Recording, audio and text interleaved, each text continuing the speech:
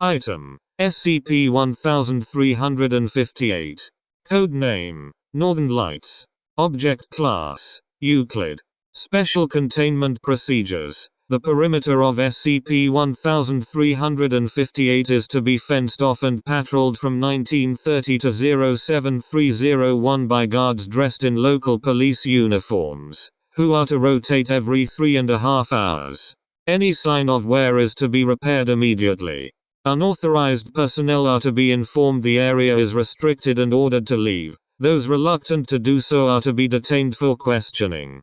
In the event that SCP-1358 is entered for any reason, personnel are to carry omnidirectional flashlights. Instances of SCP-1358-1 that stray within 5 meters of the perimeter are to be exposed to floodlights until retreat or disappearance.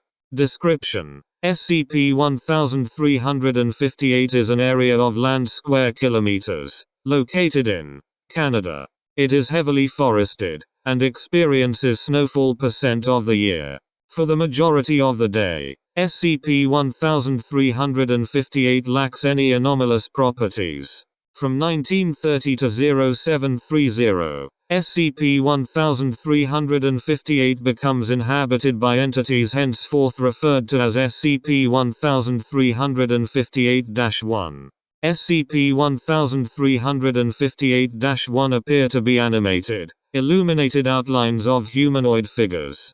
They display signs of intelligence, occasionally performing coordinated and complex movements. However, instances of SCP-1358-1 usually appear to wander aimlessly throughout the area of SCP-1358. All attempts to communicate with SCP-1358-1 have been met with hostility, and have otherwise been deemed a failure. No further attempts to communicate are planned at this time. At 0630, all entities freeze in place.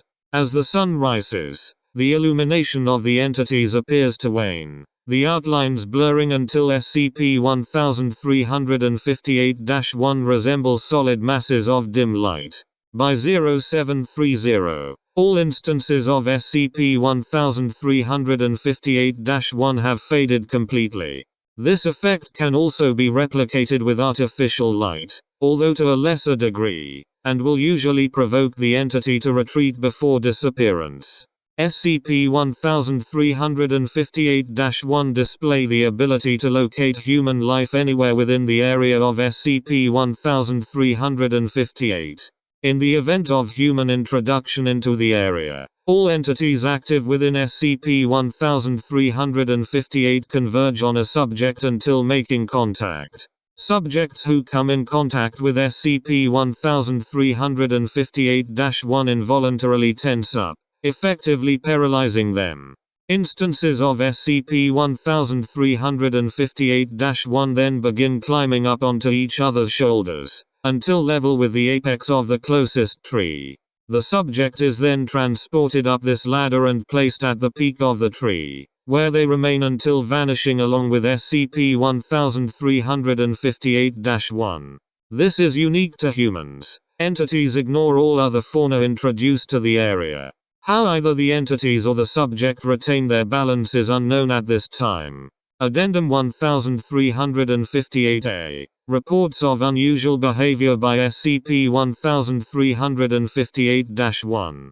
The 4th of December 1989. All instances of SCP-1358-1 materialized on the tops of trees, and remained stationary until disappearance.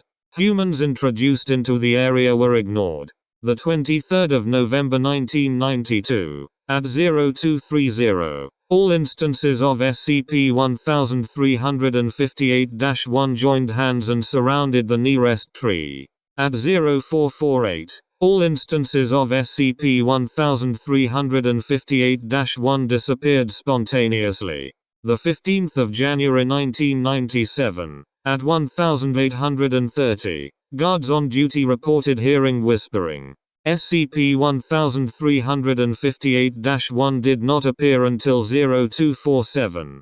At 0300, All instances of SCP-1358-1 became stationary and appeared to look up, remaining this way until disappearance. Reports of whispering continued until 0812. The 7th of September 2002, at 2237. All instances of SCP-1358-1 formed ladders similar to those during human interaction. No human presence was detected inside the zone. At 0012, all ladders began to converge on a central location. Once together, all ladders fell backwards, and remained stationary on the ground until disappearance. The 12th of September 2002, SCP-1358-1 did not appear. At 0730, continuous screaming was heard from within SCP-1358. Upon investigation, a man later identified as D-39411 was found at the top of a tree. At 0751, 3 minutes after locating the source of the screaming, D-39411 stopped screaming and fell from the tree. Autopsy revealed D-39411 died from a skull fracture. Footnotes. 1. All times listed are subject to change in correspondence to varying daylight hours caused by changing seasons.